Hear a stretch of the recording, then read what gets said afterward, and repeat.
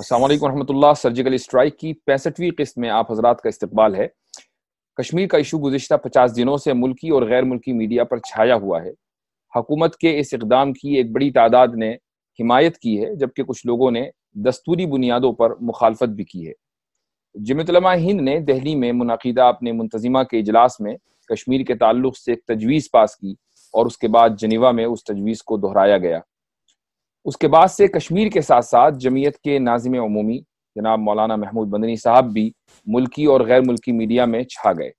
ان کے مختلف بیانوں کو نشانہ بنایا گیا اور کچھ سنجیدہ قسم کے لوگوں نے ان سے اپنا اختلاف بھی درج کرایا۔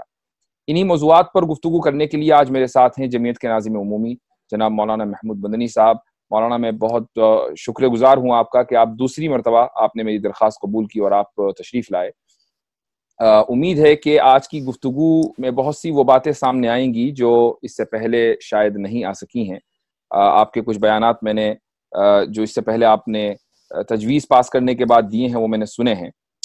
میرا جو پہلا سوال ہے وہ یہ ہے کہ آپ نے یہ کہا کہ ہم دیش کے ساتھ ہیں اور بھارت کا جو مسلمان ہے مسئلہ کشمیر میں وہ دیش کے ساتھ کھڑا ہوا ہے۔ تو سوال یہ ہے کہ مسلمان تو ہمیشہ سے دیش کے ساتھ کھڑا ہوا تھا، کیا کوئی ایسی جماعت، ایسی تنظیم یا ایسے افراد ہیں جنہوں نے یہ کہا تھا کہ نہیں ہم کشمیر کے مسئلے میں پاکستان کے ساتھ کھڑے ہوئے ہیں، کہ اس کو اتنے زور سے کہنے کی ضرورت محسوس ہوئی؟ یہ اعتراض بجا ہو سکتا ہے، لیکن صورتحال ایسی تھی کہ پاکستان ایک نیریٹو بیان کر رہا تھا۔ وہ نیریٹو یہ تھا کہ انڈین مسلمز اس معاملے میں انڈیا کے ساتھ نہیں ہے۔ وہ یہ تاثر دینے کی کوشش کر رہا تھا۔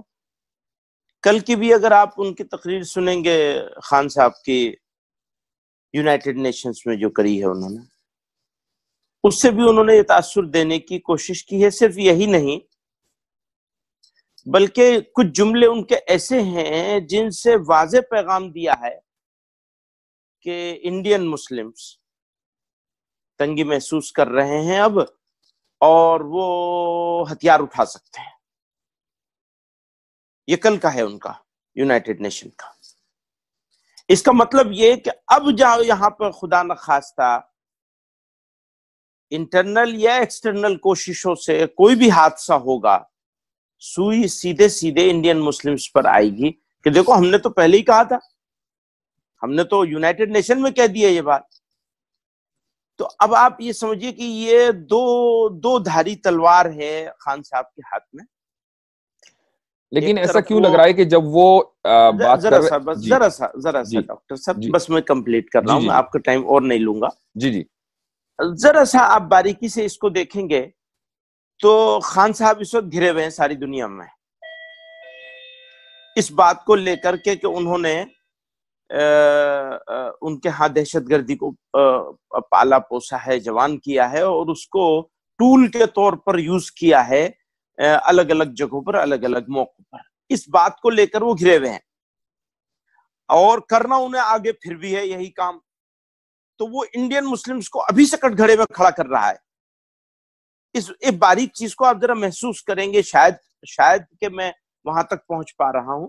میں آپ کو اگلے سوال کے لیے آپ فرمائیں۔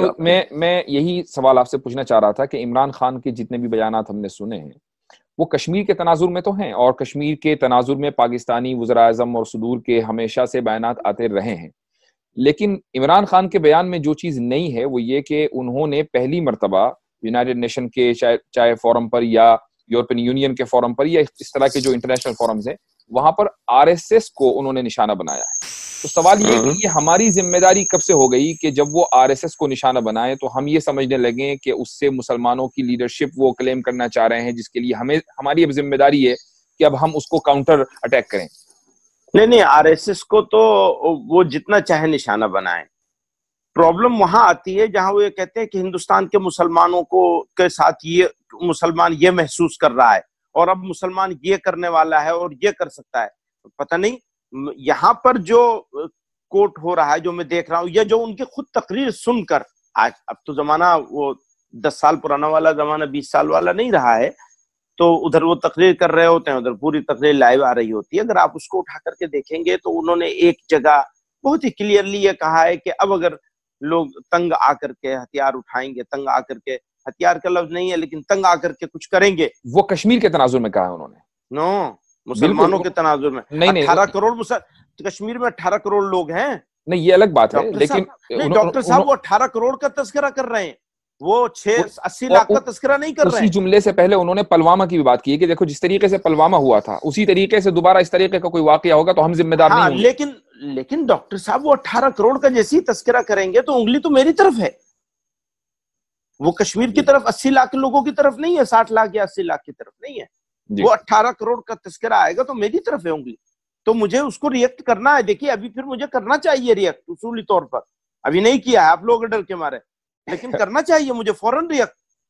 خالستان تحریک والے بھی پاکستان کے حمایتی ہیں کشمیر کے موقف پہ, لیکن ہم نے یہ نہیں دیکھا ہوگا کہ خالستان کا موقف آنے کے بعد یا عمران خان کا خالستان سے متعلق موقف آنے کے بعد سکھ برادری سامنے آ گئی ہو اور ان کی مذہبی جماعتوں نے جلسہ کر کے کشمیر میں حکومت کی حمایت کا اعلان کیا ہو. سکھوں کی طرف سے ہم نے یہ رد عمل نہیں دیکھا. اچھا ایک بات مجھے بتائیے جی, اس سے پہلے جب خالستان کا موومنٹ چلا تھا تو کیا سکھوں کی طرف سے اس پورے موومنٹ کو آپ اٹھا کر کے دیکھیں گے کبھی خالستان کی مخالفت میں اور انڈیا کا ساتھ ہونے میں کوئی آپ کو ریکارڈ نہیں ملتا؟ خالستان تو ابھی پھر دوبارہ سے نیا زندہ ہو رہا ہے جی, اور وہ بھی ہم جانتے ہیں کیوں زندہ ہو رہا ہے, لیکن وہ موضوع بحث نہیں ہے. آئیے واپس آئیے, ہم جمعیت علماء ہند کی تاریخ پر جاتے ہیں, کیونکہ میں ایک خاص جماعت سے اور ایک خاص نظریے سے وابستہ آدمی ہوں.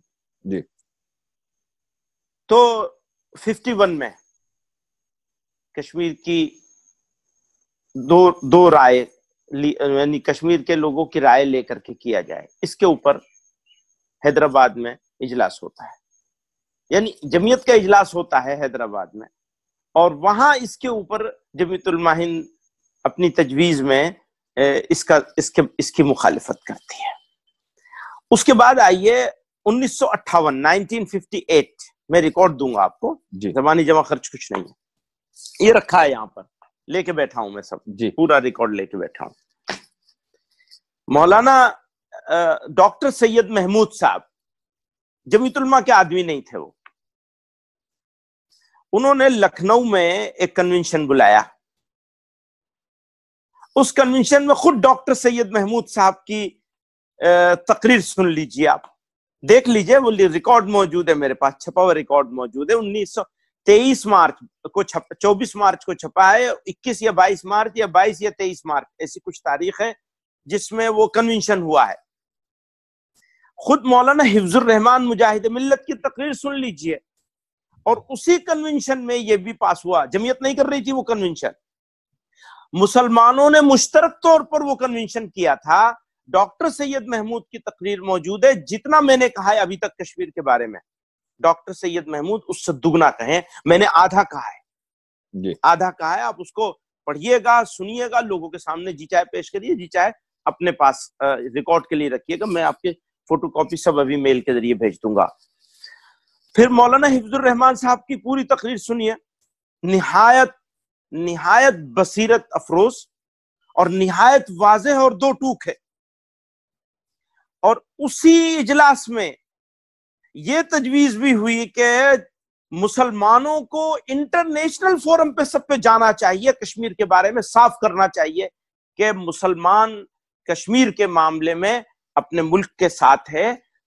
پاکستان کا نام لے کر کے کہا گیا, پاکستان کے ساتھ نہیں ہے, پاکستان اس میں شرارت کر رہا ہے, پاکستان اس کو خراب کر رہا ہے, پاکستان اس کو نقصان پہنچا رہا ہے.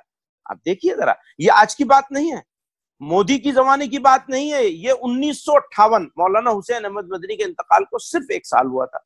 اور آگے آئیے, میں نے اپنی جمعیت علماء کی تجویز میں نے 1963 کی جمعیت علماء کی تجویز کو منوعن نقل کیا تھا, لیکن ہمارے دوستوں نے 10 گھنٹے بحث ہوئی اس تجویز پہ, کیونکہ پاکستان بنانے والوں نے بنا لیا, جانے والے چلے گئے, لیکن جو رہ گئے ان کے دل سے ابھی بھی پاکستان یا دو قومی نظریہ نکلا نہیں ہے پوری طرح، وضاحت نہیں ہے، صاف نہیں ہے، بس سوچتے ہیں ایک پولیٹیکل ضرورت تھی وہ کر لیا گیا.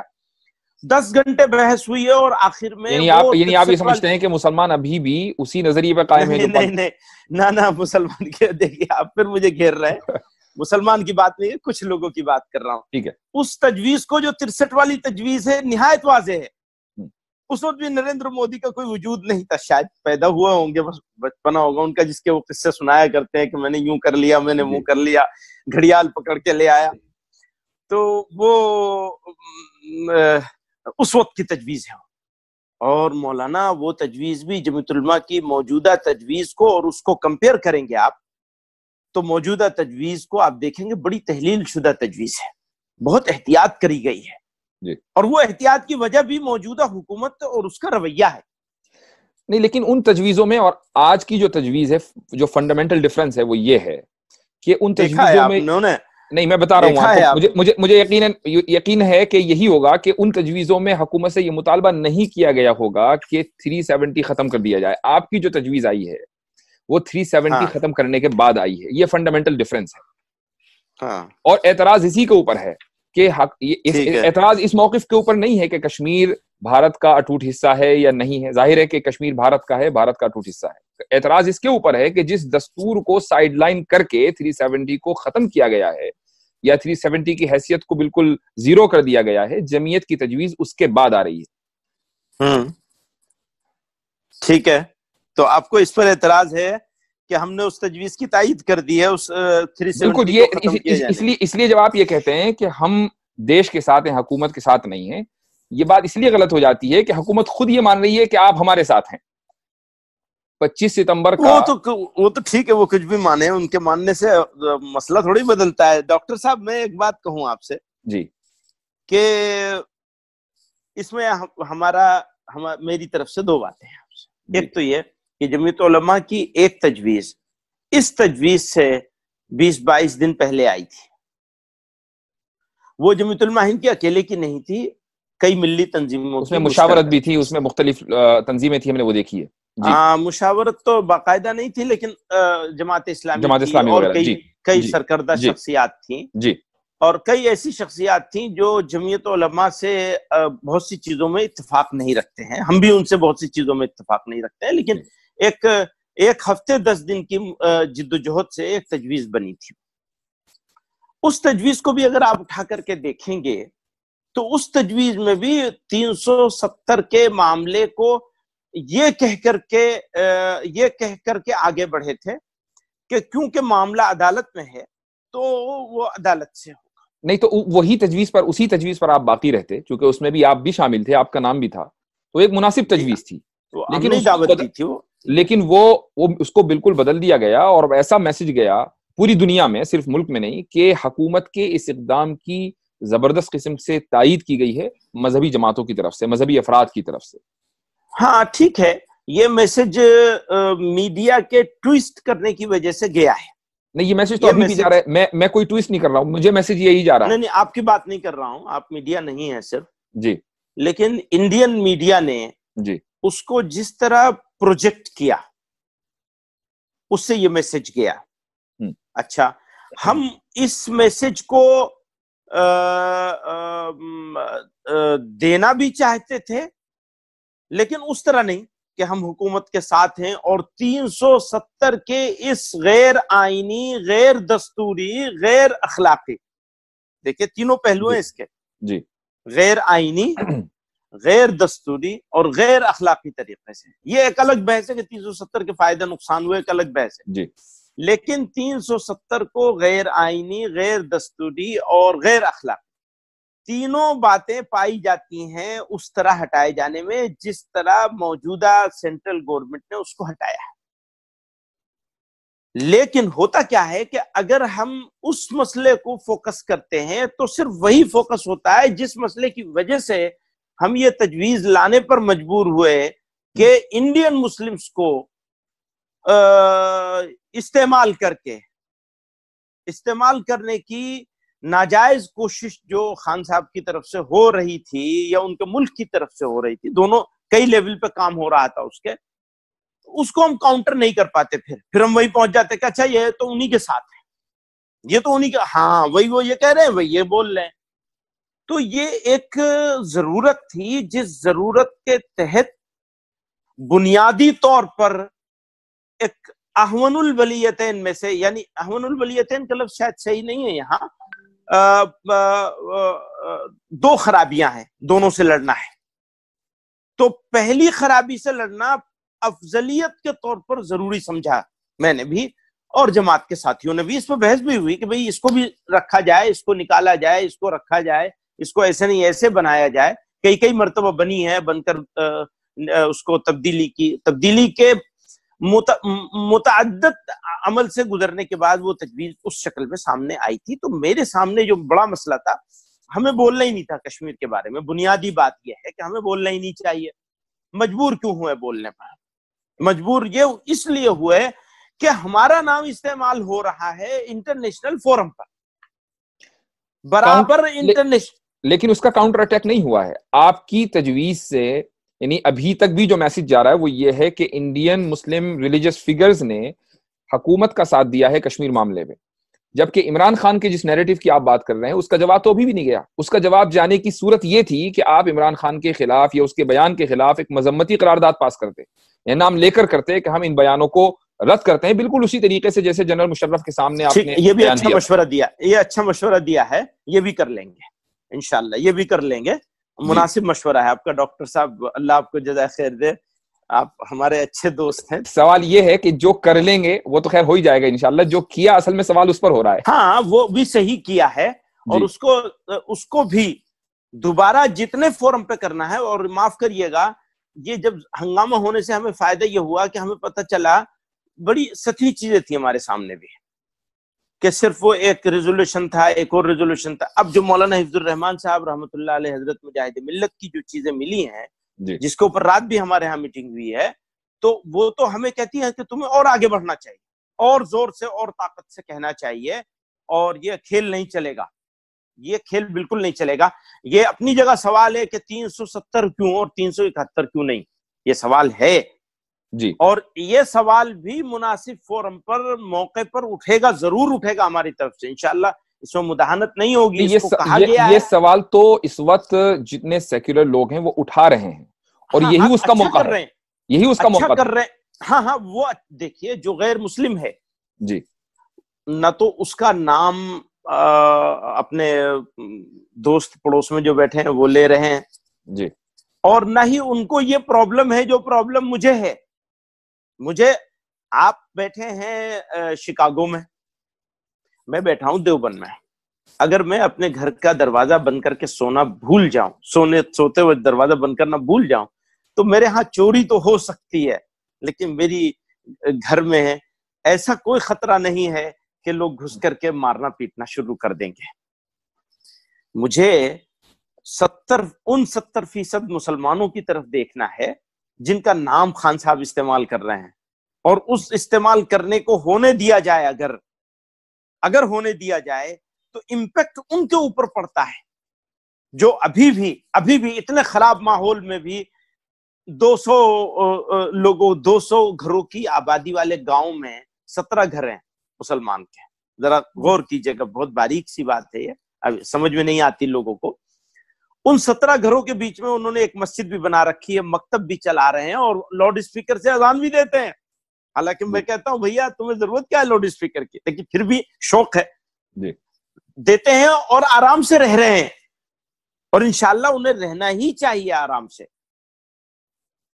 اگر ہم نے اپنے کسی بھی فیصلے میں ان کے بارے میں سوچے بغیر عمل کیا یا رد عمل کیا تو وہ کسی طرح سے مخلصانہ عمل کے اس پیرائے پہ نہیں پہنچے گا، یا تو بیوقوفی مانی جائے گی یا غیر مخلص مانا جائے گا. تو ہماری انٹرنل ضرورتیں بھی ہیں، ایکسٹرنل ضرورتیں بھی ہیں، جن کے تحت ہم، اگر یہ مسئلہ صرف کشمیر کے اور انڈیا کے بیچ میں اور ایک جغرافیائی مسئلہ ہو، اسلامی مسئلہ نہ ہو، مسلمانی مسئلہ نہ ہو، صرف جغرافیائی لڑائی ہو، تو ہمیں کبھی ضرورت پڑتی ہے نکسلائٹس کے بارے میں بولنے کی؟ نہیں پڑتی. کبھی کھڑے ہونے کی ضرورت پڑتی ہے. ہم دیش کے ساتھ کھڑے ہیں. یہ نکسلائٹس لوگ جو ہیں انہوں نے 22 جب ہم مسلمان اپنی مذہبی جلسوں میں تجویز پاس کریں گے تو ظاہر ہے کہ وہ مسلمان کا مسئلہ بن جائے گا, اسلامی مسئلہ بن جائے گا. یہ مسئلہ تو جغرافیائی تھا بھائی, یہ پچھلا, ہاں جغرافیائی تھا, جغرافیائی ہے, آپ اچھی طرح سمجھیے, جغرافیائی تھا, جغرافیائی ہے. لیکن ان کو کشمیریوں کی طرف سے جو لوگ لڑائی لڑ رہے ہیں وہ اس کو مسلمانی اور اسلامی معاملہ بنائے. ابھی کل کی تقریر میں خان صاحب نے کہا کتنے بلین مسلمان ہیں اور وہ کیسا تنگی محسوس کر رہے ہیں. کشمیر کے حوالے سے تقریر ہو رہی تھی, وہ فلسطین کے بارے میں نہیں بول رہے تھے خان صاحب. خان صاحب چائنا کے بارے میں نہیں بول رہے تھے کہ چائنا کے جو علاقوں میں ہو رہا ہے وہ چائنا کے بارے میں نہیں بول رہے تھے.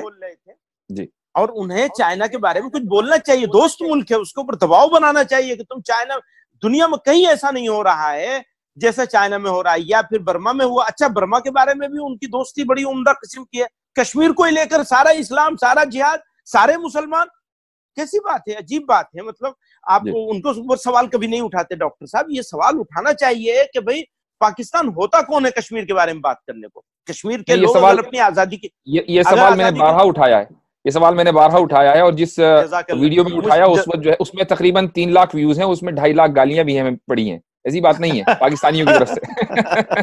چلیے جزاک اللہ, آپ نے میری معلومات میں اضافہ کیا. تو بہرحال ابھی آپ تو یہ سمجھ رہے ہیں میں یہ کشمیریوں کے خلاف لڑ رہا ہوں. نو, یہ لڑائی پاکستان کے بارے میں ہے, کشمیر کے بارے میں نہیں ہے. کشمیر کو تو جیسے آپ کہیں یا میں کہوں, جیسے ہم کہتے ہیں ہندوستان کا اٹوٹ حصہ ہے, تو کشمیریوں کہاں سے ہم باہر ہو جاتے ہیں. بس اتنا ہی کہنا کافی ہے کشمیریوں کہاں سے باہر ہونے کے لیے. اور شاید کہ ان کا یہ سوچنا, جس طرح سے وہ بیچارے ایک طویل عمل سے گزرے ہیں, ان کا وہ صحیح بھی ہو سکتا ہے. میں اس کے اوپر ہرگز اعتراض نہیں کرتا ہوں, یہ میرا اپنا معاملہ ہے. وہ کہتے تمہاری مجبوری ہے, میں کہتا ہوں ہاں آپ کی بھی مجبوری ہے کہ آپ اس کو سن نہیں سکتے, اور میری مجبوری ہے کہ میں کہے بغیر رہ نہیں سکتا. ڈاکٹر یاسر ندیم صاحب کی بھی یہی ہے کہ وہ کہے بغیر نہیں رہ سکتے کہ ہاں ہندوستان کا ٹوٹ حصہ ہے کشمیر. تو ٹھیک ہے, ہم دونوں اس بات میں ایک رائے ہیں. اور لیکن پاکستان سے ہم یہ کہنا چاہتے ہیں کہ بھئی آپ حقوق انسانی کے اور حقوق اسلامی کے اور اسلامی چیزوں کے اور مسلمانوں کے علمبردار کیوں بن رہے ہیں؟ اچھا, اگر کشمیر کو لے کر کشمیر کی حد تک بنتے ہیں تب بھی مجھے کوئی اتنی پریشانی نہیں ہے. لیکن آپ بھارت کے مسلمان 18 کروڑ کی بات کریں گے, پھر ساری دنیا کے مسلمانوں کی بات کریں گے, اور پھر ٹیررزم کا نام لیں گے کہ صاحب یہ ہونے والا ہے, یہ ہوگا کیونکہ لوگ تنگی محسوس کر رہے ہیں. تو میں معافی چاہتا ہوں خان صاحب سے کہ آپ جیسا آپ نے مشورہ دیا, میں ان کے خلاف بھی مذمتی قرارداد لے کے آؤں گا ضرور. کشمیر میں جو 50 دن سے کرفیو کی صورتحال ہے, اور تازہ ترین رپورٹ کے مطابق جو 13,000 لڑکے غائب ہیں, اس تعلق سے جمعیت کیا کر رہی ہے؟ ہاں, اب بات یہ ہے کہ کچھ کام بولنے کے ہوتے ہیں, کچھ کام کرنے کے ہوتے ہیں. جی. اور جو کام کیے جاتے ہیں ضروری نہیں کہ ان کو ظاہر کیا جائے. یہ ہمارے اوپر ہمیشہ الزام رہا ہے, تہمت نہیں کہوں گا لیکن شکایت رہی ہے ہماری جمعیت کے دوستوں کی, جمعیت کے محبین کی, کہ وہ آپ جو ہیں وہ اپنے جو جمعیت علماء جو آ جاتے سوال پہ. جی ڈاکٹر صاحب. جی, تو میرا سوال یہ تھا کہ کشمیر میں جو 13,000 لڑکے غائب ہونے کی رپورٹ آئی ہے, 50 دن سے زیادہ وہاں کرفیو ہو رہا ہے, یہ خبریں آ رہی ہیں کہ لوگ اپنے عزیزوں کو, اقارب کی لاشوں کو اپنے گھروں میں دفن کر رہے ہیں, تو اس تعلق سے جمعیت کیا کر رہی ہے؟ نہیں دیکھیے, 2 باتیں ہیں اس میں ڈاکٹر صاحب. ایک تو یہ کہ اس وقت اب اس کو آپ بڑی مشکل بات ہے یہ. ایک یہ ہے کہ اس جو وہاں کشمیر میں حقوق انسانی کی پامالی ہوئی ہے,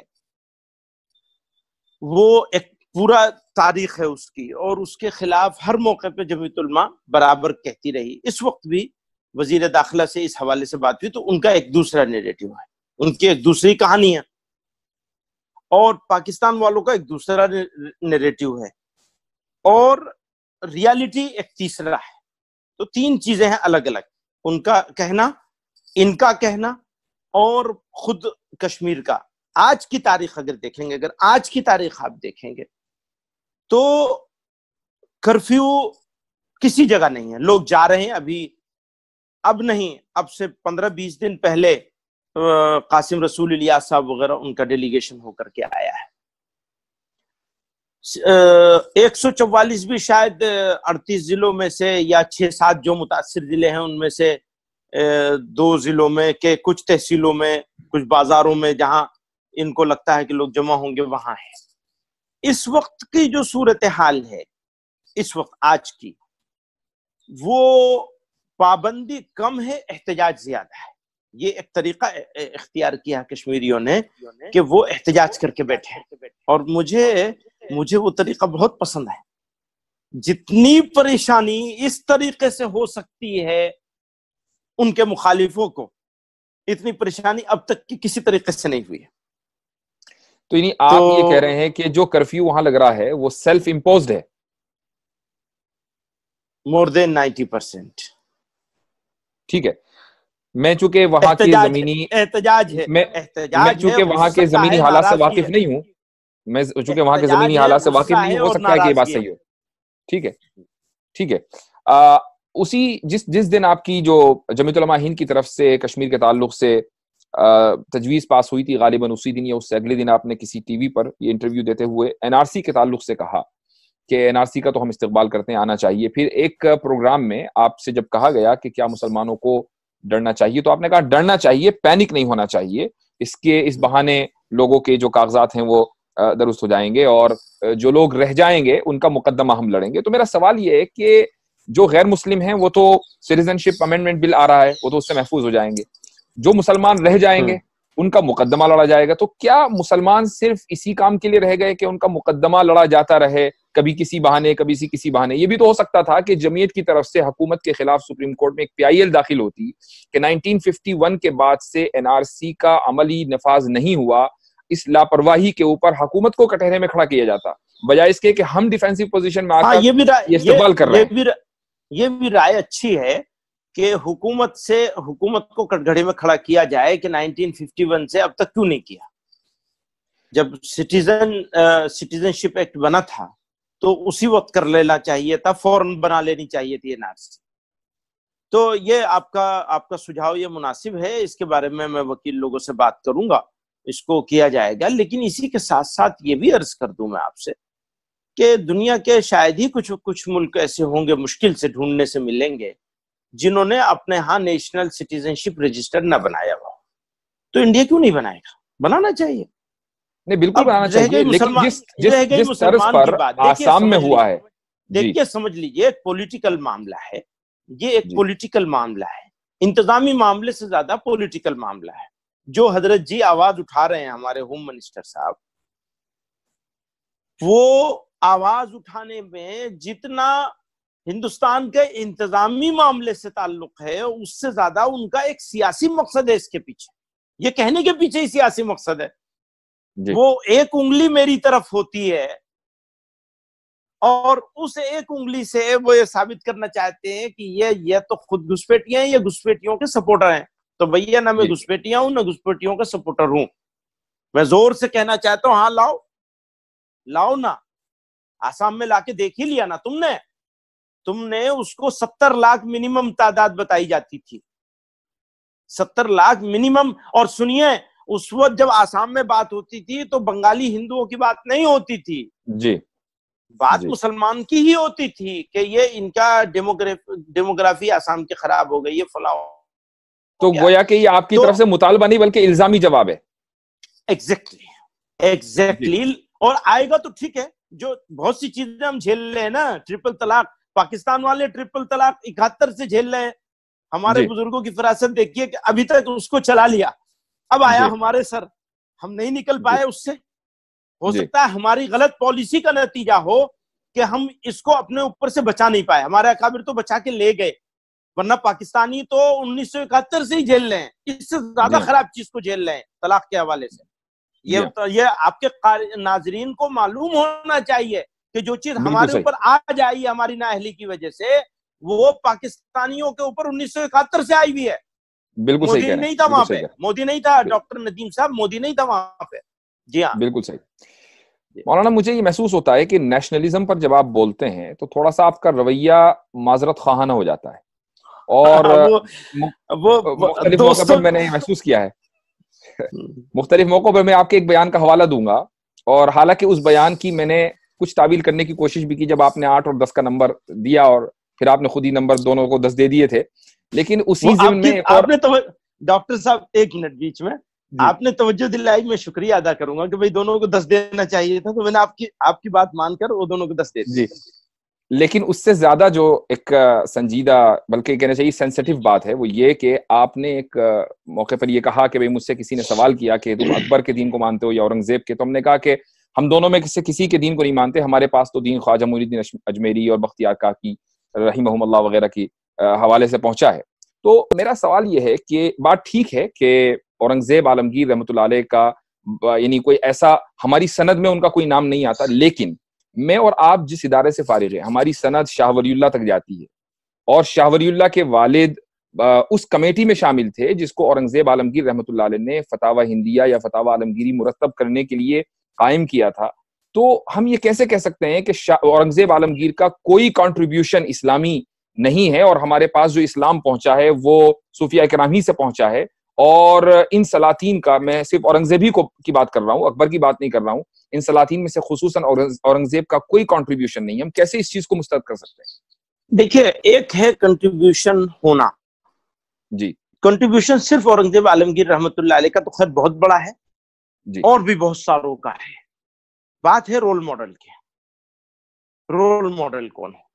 رول ماڈل سلاطین ہوں گے یا رول ماڈل علماء اور صوفیاء ہوں گے؟ میرا ایسا سمجھنا ہے، جو میں غلط بھی ہو سکتا ہوں، اور اگر ایک مناسب بحث کے بعد کریکشن کرنا ہو کسی جگہ. دوستوں نے یہ کہا کہ تم تو ایک بات کہتے ہو اور اس کے بعد 4 دن کے بعد اس کو کریکٹ کر دیتے ہو، تصحیح کر دیتے ہو اس کی، تو تمہارا تو اس کا مطلب ہے تم غلطیاں ہی کرتے رہتے ہو. میں نے کہا مجھے تسلیم ہے کہ میں غلطیاں کرتا ہوں، خوشی کی بات یہ ہے کہ آپ کو یہ تسلیم نہیں ہے کہ آپ سے غلطی ہوتی ہے، مجھے تو یہ تسلیم ہے ہمیشہ.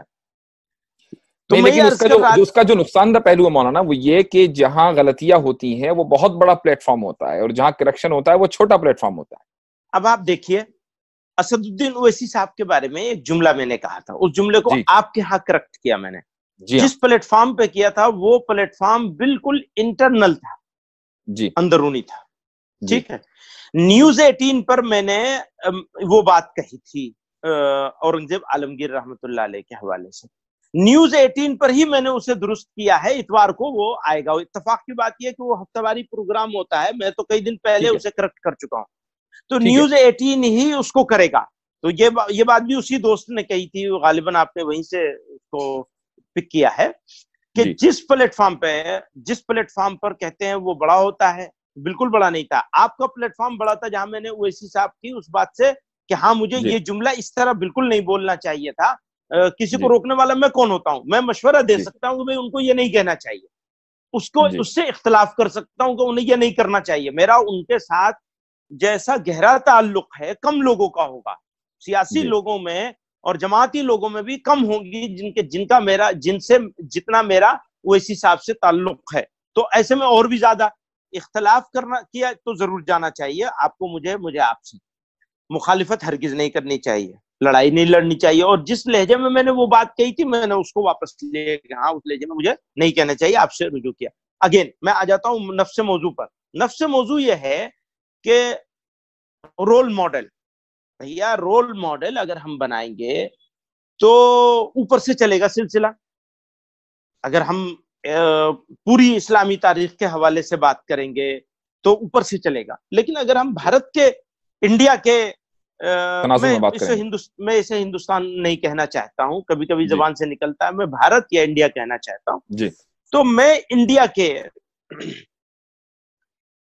کے حوالے سے اگر بات کروں گا تو ان لوگوں کو مثال ہم بنا سکتے ہیں سوسائٹی کے لیے جن کے ہاتھ سے بالکل قرن اول میں اسلام آیا. یہاں تجار تھے، وہ سلاطین نہیں تھے اور لڑنے والے نہیں تھے، وہ تجارت کرنے والے لوگ تھے. ان کے ہاتھ سے اسلام آیا یہاں ساحلی علاقوں میں. پھر اس کے بعد اگر آپ مسلمانوں کے عموماً اسلام کی بات کریں گے، عمومی طور پر بڑی تعداد مسلمانوں کے، تو اس کی مجھے آپ کریکٹ کریے گا اگر میں غلط ہوں، میرے خیال میں ایسا ہوتا ہے کہ سب سے بڑی تحریک اگر کوئی تھی تو وہ ایک شخص کی شکل میں تھی، جس کو لوگ خواجہ معین الدین چشتی اجمیری کے نام سے جانتے ہیں۔ اچھا، اور مزے کی بات یہ ہے کہ وہ دلی کی خلجی سلطنت کو چھوڑ کر پرتھوی راج چوہان کے اجمیر شریف میں جا کے بیٹھے، تکلیفیں بھی اٹھائی وہاں انہوں نے۔ اور لیکن آپ نے یہ بات کہی، لیکن میں آپ کو بیچ میں روک کر یہ ضرور کہنا چاہوں گا کہ خلجی کو چھوڑ کر وہ اس لیے نہیں گئے تھے کہ وہ خلجی کو ناپسند کرتے تھے یا پرتھوی راج چوہان کو پسند کرتے تھے، بلکہ ان کا مقصد دعوت تھا، اور دعوت کے مقصد کے لیے وہ ظاہر ہے کہ ایسی جگہ جائیں گے جہاں سامنے امت۔ بس آپ نے صحیح جگہ پہنچا دیا، یہ اعتراض کر کے یا یہ مجھے رہنمائی کر دیا آپ نے بالکل صحیح جگہ، جہاں میں مشکل سے پہنچتا آپ نے آسانی سے پہنچا دیا۔ مسلم اکثریتی یا مسلم حکومتی علاقے کو چھوڑ کر غیر مسلم اکثریتی اور غیر مسلم حکومتی علاقے میں جا کر انہوں نے کام کیا۔ لوگ یہ کہتے ہیں نا کہ اگر یہ سلاطین نہ ہوتے تو یہ ایمانی کام ہوتا ہی نہیں یہاں۔ ارے وہ تو مسلم سلطان کی جگہ چھوڑ کر غیر مسلم راجا کے علاقے میں جا کر ایمان کا کام کیا انہوں نے، اور ڈنکا بجایا اسلام کا، توحید کا نور پھیلایا۔ تو میرا رول ماڈل اگر بنانے کی بات آئے گی، دیکھیں کیا ہو رہا ہے جب میں یہ بات کرتا ہوں تو آپ کو ایسا لگتا ہے کہ جیسے میں اورنگزیب عالمگیر رحمۃ اللہ علیہ کی تنقید کر رہا ہوں یا تحقیر کر رہا ہوں۔ یہ میسج کسی وجہ سے آپ کو پہنچ رہا ہے، کیوں پہنچ رہا ہے؟ پچھلے بیان کی وجہ سے پہنچ رہا ہے، نمبر 1۔ نمبر 2، جو لوگوں کی سوچ ہے، لکھنے پڑھنے والے لوگوں کی جو سوچ ہے، اس سوچ کے خلاف کشمیر کے بارے میں بول دیا ہے میں نے۔ جی، لوگ چاہتے ہیں کہ دو ہاتھ رکھا جائے، ہمیشہ آستین چڑھا کر کے رکھا جائے۔ میں نے اس پالیسی کو عرصے سے چھوڑا ہوا ہے، تو لوگوں کو یہ لگ رہا ہے اوہو یہ تو چلے گئے ادھر، یہ تو ان کے ساتھ میں جملے نقل کر دوں کہ ارے یہ تو چلے گئے، یہ تو مل گئے، چچا تو صرف ملاقات کر کے آئے ہیں، انہوں نے تو قبول ہی کر لیا ہے۔ تو اب وہ لوگوں کو پھر اس میں وہ مین میخ نکالنے کا موقع مل رہا ہے جس کا کوئی لینا دینا نہیں ہے اس معاملے سے۔ اورنگزیب عالمگیر رحمۃ اللہ مولانا، آپ کا امتیاز یہ ہے کہ آپ ایک ایسے بہت سی مرتبہ ایسے پلیٹ فارمز پہ جاتے ہیں جہاں پر عام مسلمان یا علماء کی رسائی نہیں ہے۔ آپ رائٹ ونگز کی جو کانفرنسز ہوتی ہیں، RSS کی کانفرنسز ہوتی ہیں، آپ کو وہاں بلایا جاتا ہے، سمپت پاترا کے ساتھ آپ اسٹیج شیئر کر لیتے ہیں۔ تو ایسے موقع پر اورنگزیب عالمگیر رحمۃ اللہ علیہ کے تعلق سے جو ایک غلط نظریہ برادران وطن میں راسخ ہو چکا ہے، دراصل اس غلط نظریے کو ختم کرنے کی ذمہ داری بھی آپ پر ہی آتی ہے۔ نہیں، بالکل نہیں۔ میں ایک اسپیسیفک معاملے پر الجھنے کے بجائے مسلمانوں کے لارجر انٹرسٹ کے اوپر نظر رکھنا چاہتا ہوں۔ اس کے لیے آپ کی رہنمائی کی ہمیشہ ضرورت ہے۔ آپ جیسے لوگ، بہت سارے اور بھی ہمارے دوست ہیں جو دور بیٹھے ہیں اور دیکھ رہے ہیں کہ قدم میں کہاں لغزش ہو رہی ہے، کہاں دائیں جا رہے ہیں، کہاں بائیں جا رہے ہیں، اور وہ کریکٹ کرتے ہیں، اور وہ میرے لیے اثاثہ ہیں بولوں بشمول آپ کے۔ تو میں اس بات کو بالکل ماننے کے لیے تیار نہیں ہوں کہ میں ان لوگوں کے بیچ میں جا کر اورنگزیب عالمگیر رحمت اللہ علیہ کے بارے میں ان کے نظریے کو درست کروں۔ میں تو ان کے بیچ میں جا کر مسلمانوں کے بارے میں جو سوچ بنائی جا رہی ہے ان کے بیچ میں یا بنی ہوئی ہے، اس کو کریکٹ کرنے کی کوشش کروں۔ میرے اوپر ذمہ داری نہیں ہے بالکل، نہ میں یہ لینے کے لیے تیار ہوں کہ میں اورنگزیب عالمگیر رحمت اللہ علیہ کی کوئی مخالفت کرے۔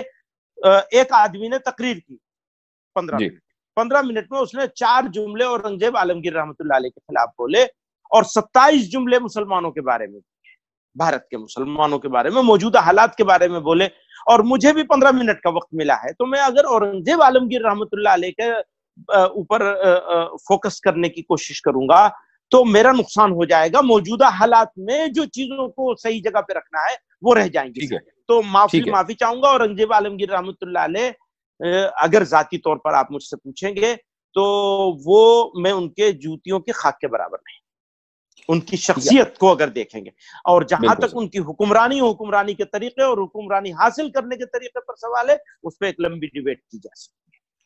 آخری 2 سوال ہیں، ان میں سے جو اگلا سوال ہے وہ میرے لیے بہت اہم ہے، اور اس کی وجہ یہ ہے کہ 2017 میں آپ کی ایک تقریر ہے جو یوٹیوب پر موجود ہے، اور اتفاق سے کچھ لوگوں نے، چونکہ آج کل آپ کے بیان پرانے بھی نکالے جا رہے ہیں، تو سارے پرانے نکالے جا رہے ہیں، نئے تو ایک آدھی ہیں بس۔ ہاں، تو وہ اس پر نظر پڑی میری، اور وہ میں بہت چونکا اور حیران ہوا کہ آپ نے ایک موقع پر یہ فرمایا ہے کہ رام چندر جی کی تعلیمات کو اگر دیکھا جائے تو ان میں اور حضرت محمد صلی اللہ علیہ وسلم کی تعلیمات کے درمیان آپ کو کوئی فرق نظر نہیں آئے گا، ڈھونڈنے والے ڈھونڈتے رہ جائیں گے. یعنی آپ صلی اللہ علیہ وسلم کی تعلیمات کو رام جی کی تعلیمات کے برابر لا کر کھڑا کر دینا خود آپ صلی اللہ علیہ وسلم کی تعلیمات کی توہین میں سمجھتا ہوں کم سے کم. اور اس کی وجہ یہ کہ رام چندر جی جو ہے وہ قابل احترام شخصیت ہو سکتے ہیں، لیکن تاریخی حقائق سے ہمیں یہ نہیں پتہ چلتا کہ وہ پیغمبر تھے یا نہیں تھے. ہمارے اوپر بحیثیت مسلمان کے یہ ضروری واجب ہے کہ ہم ان کی توہین نہ کریں، لیکن ان کی توہین نہ کرنے میں ہم ان کی تعظیم اتنی کر دیں کہ جتنی ہم نبی کریم صلی اللہ علیہ وسلم کی تعظیم کریں، تو یہ ناانصافی. نعوذ باللہ، یہ بہت ناانصافی ہے کہ ان کو وہ کیا کوئی بھی ان کے برابر نہیں ہو سکتا. بالکل، وہ کیا کوئی بھی نہیں برابر ہو سکتا. تو یہ بات مجھے وہ واپس جانا پڑے گا، اس تقریر کو سننا پڑے گا، اس کے بعد ہی میں بتا سکوں گا کہ اس تقریر کو دیکھ کر، کیا پوری تقریر کو دیکھ کر آپ یہ بات کہہ رہے ہیں یا تقریر کے اس حصے کو کہہ رہے ہیں جو ایک حصہ آپ نے دیکھا ہے. اگر یہ بات بالکل طے ہے کہ نبی علیہ السلام کے برابر تو کوئی بھی نہیں ہو سکتا، یعنی ان کے بارے میں یہ ہے کہ بہت سے اکابر نے یہ لکھا ہے کہ وہ نبی تھے یا غالباً نبی تھے، جن کے بارے میں قرآن نبی کہہ رہا ہے، ہم ان کو بھی وہ برابری کا مقابلہ کرنے کی ضرورت نہیں ہے. نبی مجھے یقین ہے کہ آپ کی یہ نیت کبھی نہیں رہی ہوگی، لیکن چونکہ میں نے شروع میں ایک بات کہی کہ بعض مرتبہ نیشنلزم کے اوپر گفتگو کرتے ہوئے ہم تھوڑا سا زیادہ لچکدار ہو جاتے ہیں. وہ موقع نیشنلزم کا تھا بھی نہیں، وہ نیشنلزم کا موقع بالکل نہیں تھا. یونیورسٹی کے بچوں کے بیچ میں تھا، میں یونیورسٹی کا پروگرام تھا، پونے کی یونیورسٹی کا پروگرام تھا، تو میں اس کو دیکھوں گا، اس کو سنوں گا اور پھر آپ کے پاس حاضر ہوں گا، جواب دوں گا اس کا انشاءاللہ. آخری سوال میں آپ سے کروں گا، بلکہ ایک گزارش کروں گا کہ بہت سے نوجوان خصوصاً فضلاء مدارس جو اس وقت سوشل میڈیا پر ایکٹیو ہیں، انہوں نے مخالفتوں کا مختلف موضوعات پر ایسا بازار گرم کیا ہوا ہے کہ اس کی نظیر کم سے کم ہم نے کبھی نہیں دیکھی. اس میں اس بہتی گنگا میں کچھ جمعیت سے وابستہ نوجوان بھی ہیں. تو یہ میں شکایت نہیں کر رہا ہوں، بلکہ میں آپ سے ایک درخواست کروں گا کہ ایک قائد ہونے کی حیثیت سے، ایک بڑا ہونے کی حیثیت سے آپ کوئی پیغام ضرور دیں کہ جس سے سوشل میڈیا پر جو گندگی پھیلی ہوئی ہے اس سے کم کچھ اس کے اندر کمی آئے، کچھ نجات ملے لوگوں کو. ہاں، یہ ایسا ہے کہ میرے علم میں ایسی چیزیں نہیں ہیں کہ جو جمعیت کے لوگوں نے کری ہوں ایسی، لیکن آپ کہہ رہے ہیں تو یقیناً کری ہوگی. اور ایسا کیا جانا، انہیں دیکھنا چاہیے کہ مخالفت اور گالی میں ابھی چند روز پہلے تک تازہ ترین میں تھا، ایک گروپ ہے چھوٹا سا، اور اس میں ڈاکٹر تسلیم رحمانی صاحب سے میں نے ایک سوال کیا، انہوں نے آسام کے حوالے سے ابھی تک انہوں نے جواب نہیں دیا ہے، لیکن ان کا جواب نہ ملنے کے باوجود بھی میں نے ذاتی طور پر ان کی کوئی تنقید نہیں کری، کوئی تنقید بھی نہیں کری ان کے اوپر کہ حضرت بس 3-4 مرتبہ سوال کر چکا ہوں، حضرت جواب دے دیجئے نا اس کا. اور وہ مقدمے کا جو ججمنٹ ہے، اس ججمنٹ کی کاپی بھی ان کو ججمنٹ کے وہ حصے دیے ہیں میں نے جس میں جمعیت علماء کا نام موجود ہے ججمنٹ میں. تو اگر جمعیت علماء بیچ میں بیٹھ گئی ہوتی، اپنے آپ کو وڈرا کر لیا ہوتا، اور انہوں نے وہ بات کہی تھی، ڈاکٹر صاحب نے باقاعدہ اس اپنی پوسٹ میں لکھا تھا کہ میرے پاس پورا ریکارڈ موجود ہے، پھر بھی میں نے ریکارڈ نکال کے ان کو دیا اور ابھی تک جواب نہیں آیا ہے. کیونکہ ہو سکتا ہے کہ میرے پاس جو ریکارڈ میری طرف سے آیا ہو وہ غلط ہو، تو وہ اس کی تصحیح کریں کہ نہیں جی وہی صحیح ہے، یا یہ تسلیم کریں ڈاکٹر تسلیم صاحب کہ وہ غلط تھے. میں چونکہ اس موضوع سے واقف نہیں ہوں، میں نے آپ سے ایک عمومی بات صرف یہی کہی. جی، میں ایک عمومی بات یہ کہی کہ میں اس عمومی بات میں اس بات سے آپ کے بات کے پہلے پہلو سے پوری طرح اتفاق کرتا ہوں کہ آداب اختلاف ہرگز ہاتھ سے نہیں چھوٹنے چاہیے، اور مخالفت اور اختلاف کے فرق کو ملحوظ رکھنا چاہیے. سب کو ملحوظ رکھنا چاہیے. جی، بہت بہت شکریہ، آپ نے دوسری بار ہمارے لیے وقت نکالا ہے. ناظرین، مجھے امید ہے کہ آج کی اس گفتگو کے بعد جمعیت کی کشمیر پالیسی پر مثبت اور پازیٹیو گفتگو اور تبصرہ کیا جائے گا، ذاتیات اور بیجا مخالفتوں سے اجتناب کیا جائے گا، زندہ قومیں ذاتیات کے بجائے مسائل پر گفتگو کیا کرتی ہیں۔ اسکرین پر دیے گئے لنکس کو ضرور سبسکرائب کیجیے۔ سرجیکل اسٹرائک کے تمام شوز انہی لنکس پر دستیاب ہیں۔ اگلی بار پھر ملاقات ہوتی ہے کسی دوسرے موضوع نئی شخصیت کے ساتھ۔ تب تک کے لیے خدا حافظ۔ السلام علیکم۔ جزاک اللہ، شکریہ۔